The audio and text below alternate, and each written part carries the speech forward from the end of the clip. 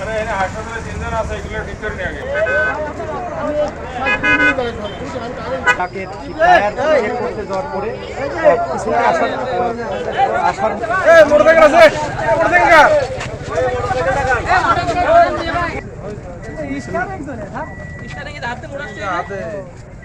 হ্যাঁ বেটা ঘুমাইছিলাম আটকা বাড়ি খেলাম বলতে পারলাম না কিছু।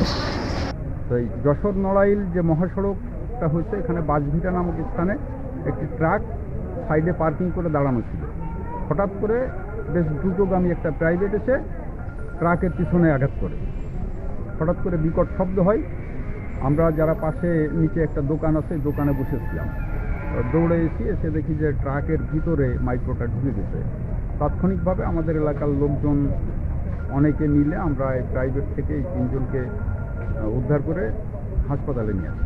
আপাতত ওনাদের অবস্থা মনে হচ্ছে স্থিতিশীল। ডিউটি চলাকালীন সময় আমরা সংবাদ পাই যে সীতারামপুর ব্রিজের কাছাকাছি বাসভিটা নামক জায়গায় একটা দুর্ঘটনা সড়ক দুর্ঘটনার সংবাদ পেয়ে আমরা এখানে আসি। ঘটনাস্থলে যেটা জানতে পারি যে একটা ট্রাক দাঁড়ানো ছিল যশোর নড়াইল মহাসড়কে। সে ট্রাকের হেল্পার সেখানে কাজ করছিল। তো বিপরীত দিক থেকে ওই যশোর থেকে নড়াইলের দিকে আসতে একটা প্রাইভেট কার